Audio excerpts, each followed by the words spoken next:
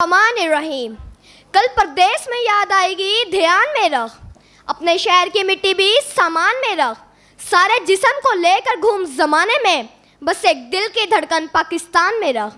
صدر ارباب فکر دانش اور قابل احترام سامعین محفل، السلام علیکم. آج اس موضوع کو آپ کی سماعتوں کی نظر پیش کرنے کی جسارت کرنا چاہتا ہوں، وہ 23 مارچ قرارداد پاکستان. جناب والا، ذرا اس منظر کو اپنے ذہن میں سوچ کر دیکھیں. 23 مارچ 1940 بروز جماعت الباری کے بابرکت دن، جب پاکستان کی قرارداد کے لیے جلسہ ہو رہا تھا، اسی دوران مسلمانوں نے قائد اعظم کی قیادت میں پرجوش نعرہ لگایا کہ جو پاکستان کی پہچان بن گیا. نغموں کا اعجاز یہی، دل کا سوز و ساز یہی، وقت کی ہے آواز یہی، وقت کی یہ آواز سنا، پاکستان کا مطلب کیا؟ لا الہ الا اللہ. حضور والا، یہ صرف ایک جلسہ نہیں تھا، بلکہ اللہ کے بندے اپنے رب کو اپنی رضا پیش کر رہے تھے.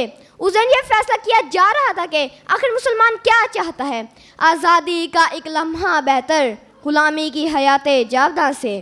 محترم سامعین کرام، آزادی کوئی مزیدار کھانا نہیں جسے آسانی سے تیار کر کے پلیٹ میں پیش کر دیا جائے، بلکہ آزادی تو ہزاروں لاکھوں جانوں کی قربانی کی آبیار سے نکلنے والا وہ پودا ہے جس کی مہک سے گلشن ہی نہیں بلکہ کائنات کا ہر کونا مہک جاتا ہے.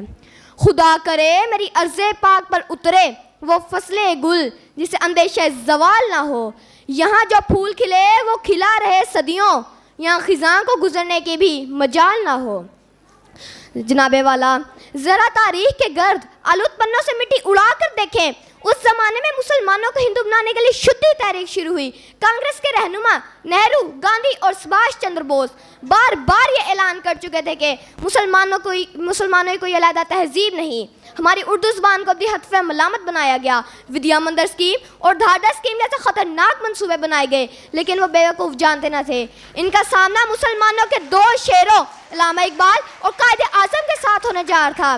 ایک ہستی نے اپنے نغمہ جو سوز کے ساتھ مسلمانوں کی ایک نئی روح بیدار کی، تو دوسری ہستی نے خدا اطاعت قابلیت، سیاسی فہم و فراست، عزم و جرت اور ساز عمل کے تانوں سے مسلمانوں کے اندر عزائم کے گیتوں کو تحریک بخشی.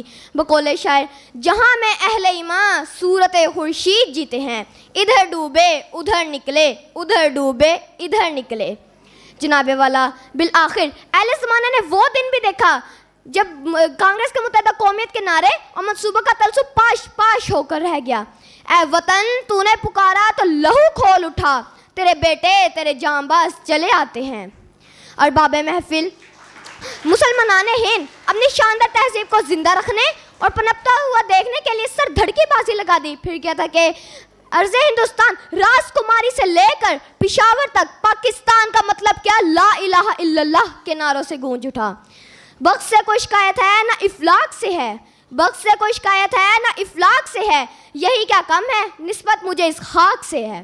محترم سامعین کرام، آخر 14 اگست 1947 انتھک جد و جہد کے بعد اس دو قومی نظریے کی قرارداد کو پہچان ملی. میرا پیارا وطن، میرا دلدار وطن پاکستان ہرے بھرے سبز لالی پرچم کے سائے تلے دنیا کے نقشے پر درخشندہ ستارے کی مانند ابھرا. صدا اب یہی دعا ہے کہ الہی میرا وطن آباد رکھ، عبد کی گھڑی تک اسے شاد رکھ، میرے اس وطن کو تو آزاد رکھ. آمین. شکریہ.